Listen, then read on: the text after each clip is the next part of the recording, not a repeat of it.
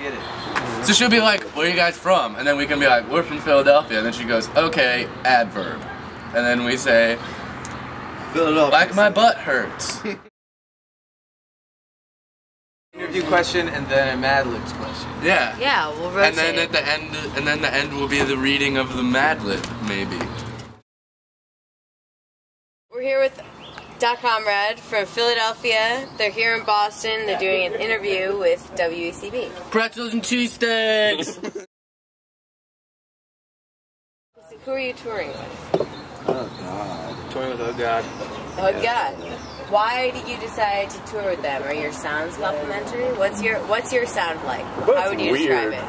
We're both real weird. I think that's a good pairing as far as that goes. We found ourselves over the past 3 years pretty much primarily not playing in one scene and playing with other bands who are weird bands simply because we're not a hardcore band, we're not a pop band, you know, we're not really like a whole lot of things. Yeah, so we find ourselves playing with a lot of other bands who aren't necessarily able to fit into one beehive hole or another.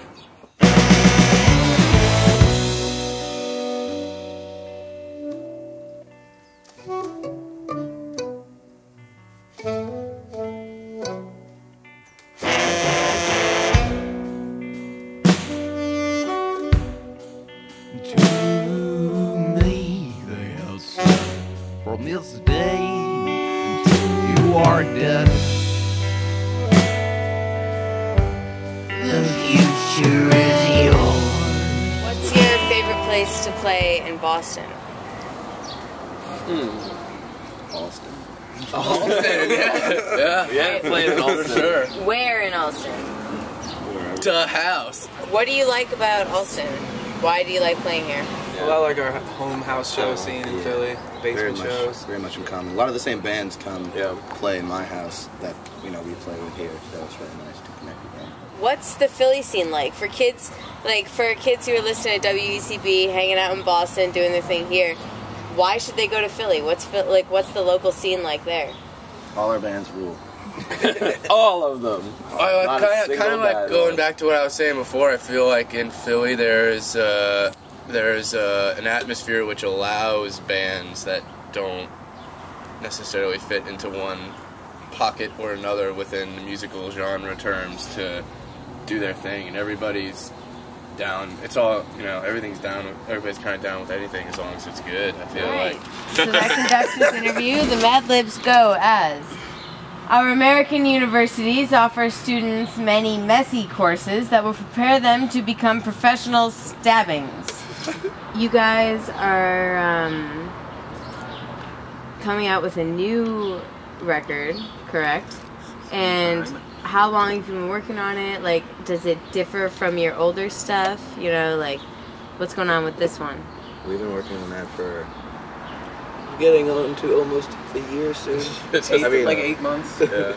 We kind of like up the ante as far as our recording process and the people that we decided to work with. Our last couple things were sort of more DIY basement recording, kind of like, my buddy Joe, but this stuff is like, we went to a fairly reputable studio and, had someone who really does this as a living.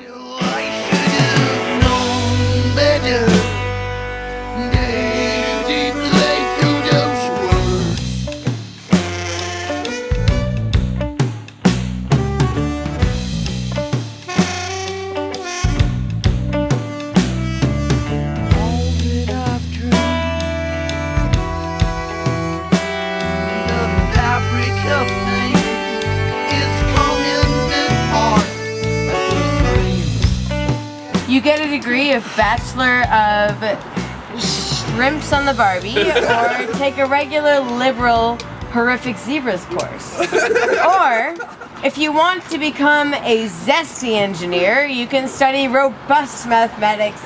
Why stay with DIY? What's so great about it? The people.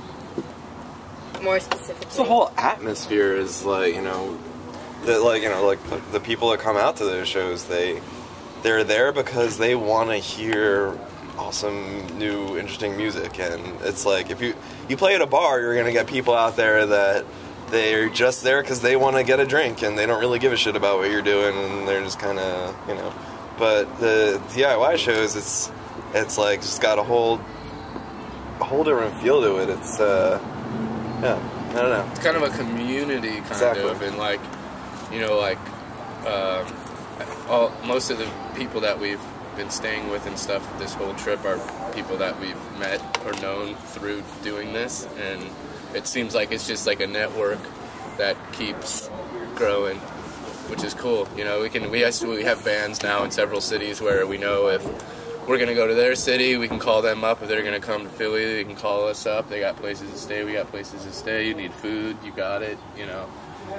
And even this last record that we made, like, it's more high quality, and it's with more, you know, quote unquote legit equipment or whatever, but it's also pretty DIY. Like, it's built into a warehouse space where all the people live. Like 10 people living there. Yeah, a bunch of different bands. They also do DIY screen printing in the same place, and so it's like it's the same network. It's just kind of like growing and coming into its own different ways. With no past to hold me, the clock stopped at 20 after 3, and still I have never been free. Then, after enough years, you will want to continue your studies. You can write a Barbra Streisand haircut and become a doctor of little baby snakes. What are the biggest drugs of working as a DIY band? You know, you don't have this whole budget of like a record label. You don't have set up venues where you're gonna go, and they're, you know, what's the biggest problem with budget or connections or whatever? Gasoline. Money. Yeah, you can't Paying for things. You can't depend a lot. Sometimes if you play shows at clubs or bars and stuff like that, you can get a guaranteed amount of money, so you know that you're gonna get that. And a lot of times in DIY, you don't know how many people are gonna come. You don't know how much stuff you might sell. So it's more of a gamble. But at the same time, like, some of our most profitable shows have been DIY shows because the kids are enthusiastic and they buy our shit and they're like willing to donate and you know, and then sometimes bars like, no, nobody comes out. It's so. And we have our, you know, bottom line they have to make back. Yeah, exactly. Yep. The bars need to make money too. We are living for but a few seconds. I am nothing. I am all that I can be. We are frozen. Each dimension, I can feel them overlapping. Oh, but you know, don't concern yourself with it anymore. How did you all come together to, you know, create this sound and decide to do something so sort of like out of the box, for lack of a better term? I think we all just have such a broad range of taste. I mean, Yeah. just trying to make music that's unfettered by the past, you know, but also like encompassing of this giant past that we all really dig deeply into. Like, you know, there's not one genre of music we really like, so it's just kind of the fun of making music with friends, and trying to make something creative, you know, an art form. I like, you know. If you don't have a diploma, you may have to take a job as a Boris the Deerface Jetson. Remember, it's important that you study hard in high school so you are able to do well on your college entrance. The illegitimate children of rape victims. Oh, fuck. We're all going to hell. Thank you. Unless you go to art school.